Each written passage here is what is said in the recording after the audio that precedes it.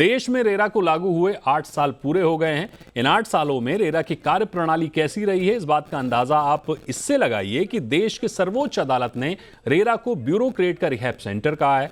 खुद प्रधानमंत्री को प्रगति मीटिंग में रेरा में प्रोजेक्ट रजिस्ट्रेशन को सुनिश्चित करने और घर खरीदारों के अधिकारों की रक्षा करने का निर्देश देना पड़ा। देश में अभी भी सभी राज्यों में रेरा पूरी तरह से प्रभावी नहीं हुआ है। कई बिल्डर अब भी रेरा कंप्लायंस और रेरा के आदेशों को गंभीरता से नहीं लेते हैं। फास्ट ट्रैक न्याय की तो बात ही छोड़िए, रेरा से तारीख ही कई महीनों बाद मिलती है। महाराष्ट्र रेरा देश के बाकी राज्यों के मुकाबले काफी अग्रणी होने का दावा करता है। देश की आर्थिक राजधानी मुंबई से आपको आज मैं कुछ ऐसी तस्वीरें दिखाने वाला हूं जो रेरा के प्रभाव को बयान कर रही हैं। ये देखिए, यह है मुंबई लोकल, मुंबई की लाइफलाइन, जिसमें कामकाजी दिनों में रोजाना करीब 80 लाख लोग यात्रा करते हैं। करीब 2813 सर्विसेज रोज इन लोकल ट्रेनों की होती हैं।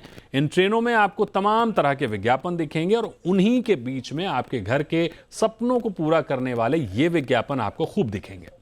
अन्य विज्ञापनों का तो पता नहीं, लेकिन रियल एस्टेट ने अपने विज्ञापनों में रेरा के बुनियादी नियमों को हवा में खुलेआम उड़ा रखा है। इन विज्ञापनों में कहीं आपको ना तो रेरा का रजिस्ट्रेशन नंबर मिलेगा और क्यूआर कोड को तो छोड़ ही दीजिए। इन विज्ञापनों में बस लुभावने ऑफर्स हैं और कुछ नहीं। अंदाजा लगाइए कि मुंबई लोकल में यात्रा करने वाले 80 लाख लोगों में अगर 0.1% भी, यानी अगर इनके चंगुल में फंसते हैं ये लोग, तो उनकी संख्या होती है 8000। अब बड़ा सवाल यह है कि रेरा तो अपने स्तर से काम कर भी रहा होगा, लेकिन क्या रेलवे को इस ओर नहीं देखना चाहिए कि बिना रेरा नंबर के वो इन विज्ञापनों को क्यों बढ़ावा दे रहे हैं? क्या इन विज्ञापनों के झांसे में आने से अगर किसी की रकम फंसती है तो इसके लिए रेलवे जिम्मेदारी लेगा, या फिर रेलवे को सिर्फ विज्ञापन से होने वाली कमाई से मतलब है? ये कुछ तस्वीरें हैं, ऐसी अनगिनत तस्वीरें आपको स्टेशनों पर, रेलवे बोगियों के अंदर, शहर के अलग अलग जगहों पर देखने को मिल जाएंगी, जहां धड़ल्ले से रेरा के नियमों को ताक पर रखकर इस तरह के रियल एस्टेट विज्ञापन रेरा को, सरकार को, घर खरीदार को, पूरी की पूरी व्यवस्था को मुंह चिढ़ा रहे हैं।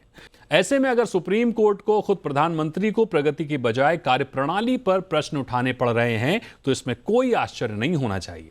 घूम फिरकर हर बार की तरह आप अगर कहीं घर खरीदने जा रहे हैं, कहीं निवेश करने जा रहे हैं, तो पैसा आपका है, जिम्मेदारी भी आपकी है।